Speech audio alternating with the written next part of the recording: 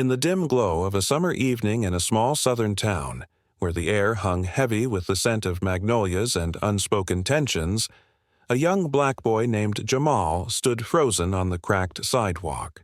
His small frame, no more than 10 years old, trembled under the piercing gaze of two police officers who had pulled up in their cruiser, sirens silent, but lights flashing like accusatory eyes. The neighborhood, a patchwork of weathered homes and overgrown lots, had seen its share of such stops, routine for some, terrifying for others. Jamal's wide eyes darted to the German shepherd leashed at one officer's side, its ears perked and muscles coiled.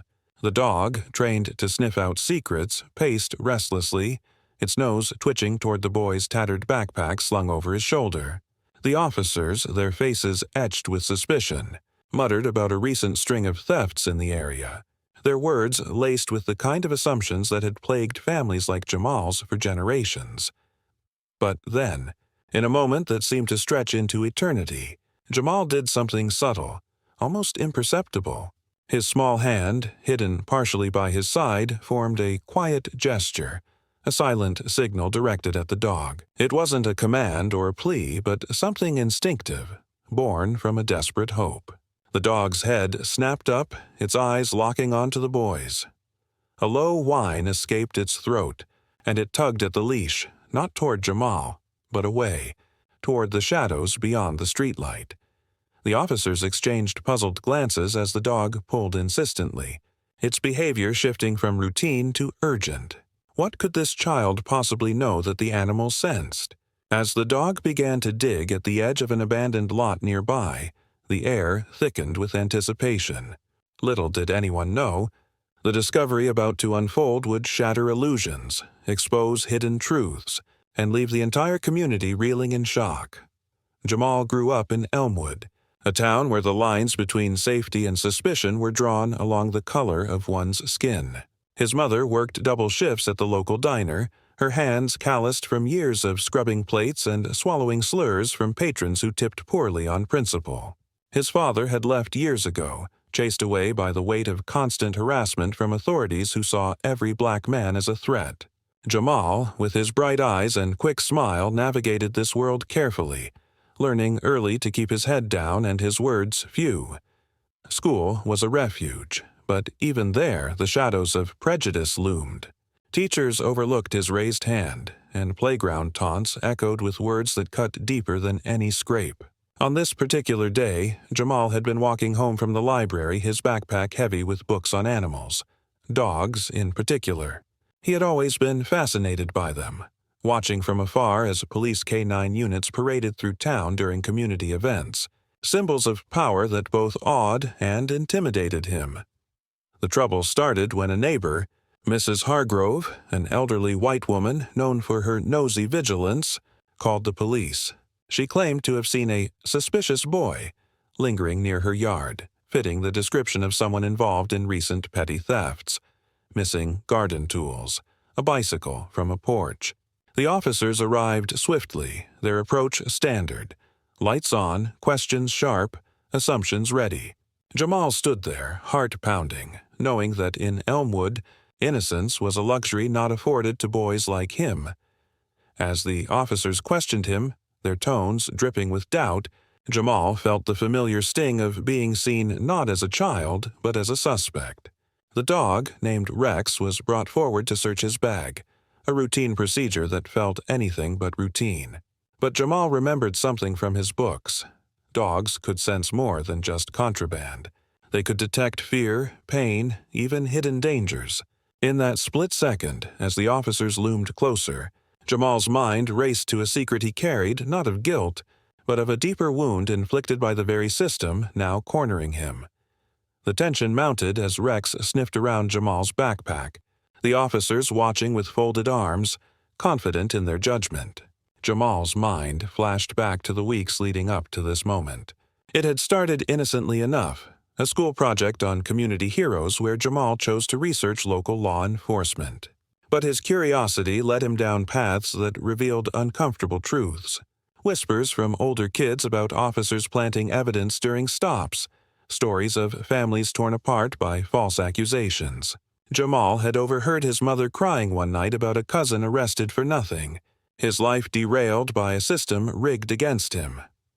As Rex circled, Jamal's silent signal, a subtle hand motion mimicking a command he had read about in his library book, seemed to resonate with the animal.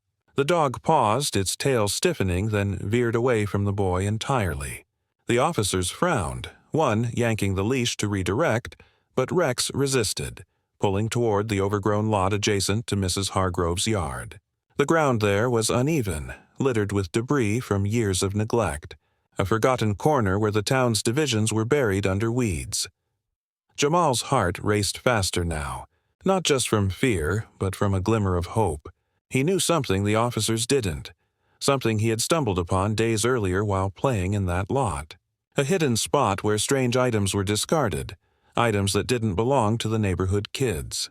But speaking up as a black child in Elmwood meant risking more scrutiny, more danger. Instead, he had kept silent until now. The officers, growing impatient, followed Rex's lead, their flashlights cutting through the dusk. As the dog scratched at the soil, unearthing layers of dirt, the air grew thick with unease. Jamal watched, his small body rigid, recalling the nights he lay awake, listening to his mother's warnings. "Don't draw attention, baby. They see us different." But the injustices piled up, the extra pat-downs at school events, the way stores followed him aisle by aisle, the casual slurs from passers-by that chipped away at his childhood. Rex's digging intensified, revealing first a plastic bag, then more. The officers knelt, their expressions shifting from annoyance to confusion. What emerged wasn't stolen goods from the neighborhood, but something far more damning. Packets of white powder, marked with police evidence tags. Old, discarded, but clearly from the department's inventory.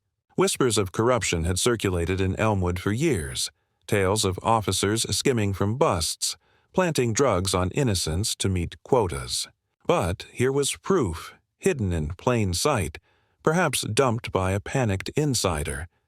As more items surfaced, falsified reports crumpled in the dirt, a badge pin tangled in the roots, the emotional stakes soared. Jamal's mind swirled with memories of his own encounters.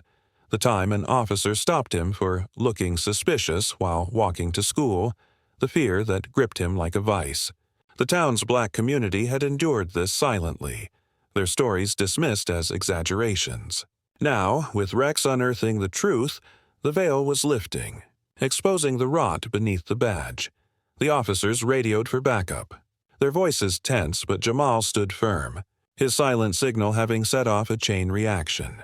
The neighborhood began to stir, lights flicking on in windows, curious faces peering out. Whispers turned to murmurs as residents gathered, sensing the shift. For Jamal, this wasn't just about clearing his name. It was about the cumulative weight of every unjust stop, every profiled glance, every dream deferred because of skin color. The tension peaked as the full extent of the cache emerged.